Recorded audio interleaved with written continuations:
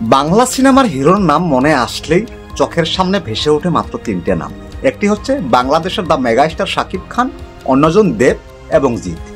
শাকিব খান হচ্ছে বাংলাদেশের, আর দেব এবং জিৎ হচ্ছে কলকাতার। তবে এই তিনটে নামের মধ্যে দুটো হিরোর মধ্যে কোনো পার্থক্য নেই, তারা মন মানসিকতার দিক দিয়ে একেবারে সমান। একটি হচ্ছে দেব, আরেকজন শাকিব খান। তার বাস্তব প্রমাণ দেব নিজে দিয়েছে। আসেন ছোট্ট একটি ভিডিওতে আমরা দেবের সেই কথাটুকু শুনবো। একজন প্রশ্ন করেছে, যদি কেউ চায়, যদি শাকিব খান এবং আপনাকে যদি একই ফ্রেমে দেখতে চায়, মানে একই সিনেমায় দেখতে চায়, তাহলে আপনি কি বলবেন?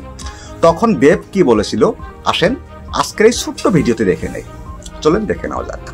আপনি যেমন ওপার বাংলা সুপারস্টার, আমাদের বাংলাদেশের একজন সুপারস্টার শাকিব খান।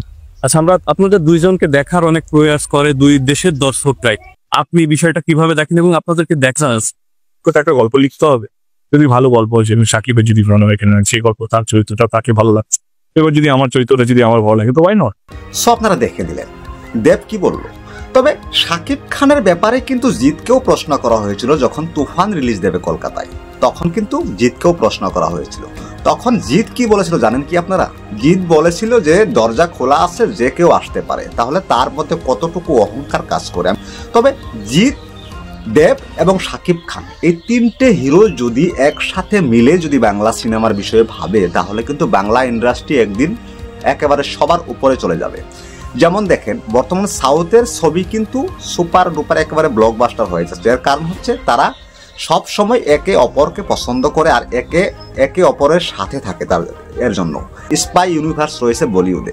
যেমন আপনারা পাঠানে দেখেছিলেন টাইগারকে, মানে সলমান খানকে দেখেছিলেন, ঠিক আপনারা জওয়ানে দেখেছেন, তারপর গিয়ে আবার টাইগার 3-তে দেখেছেন আপনারা কাকে? শাহরুখ খানকে।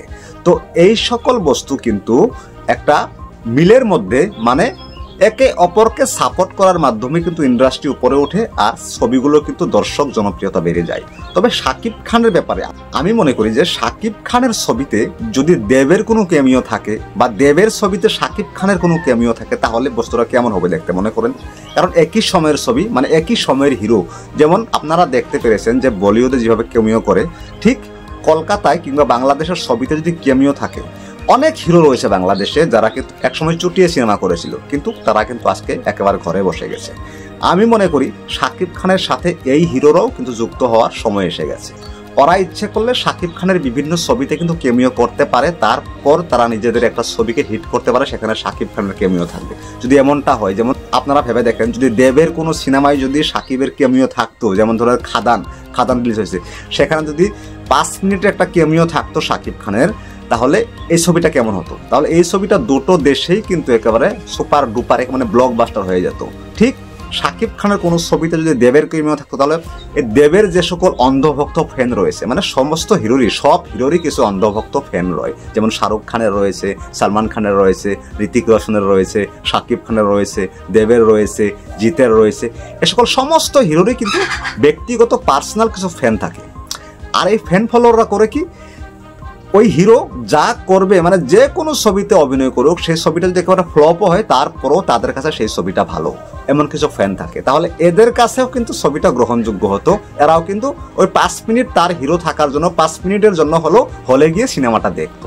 যদি এমন কিছু করে বাংলা ছবির ইন্ডাস্ট্রির যারা প্রযোজক হয়েছে, ওরা যদি এমন কিছু করে, তাহলে কিন্তু বাংলা ছবি একদিন একেবারে সবার উপরে চলে যাবে। তো এই হচ্ছে আজকে আমার এই ভিডিও। যদি আমার ভিডিওটি ভালো লেগে থাকে তাহলে একটু লাইক করে দিন আর কমেন্ট করে মতামত জানান। আর হ্যাঁ, যদি নতুন হয়ে থাকেন তাহলে আমার এই চ্যানেলটিকে সাবস্ক্রাইব করুন। ধন্যবাদ।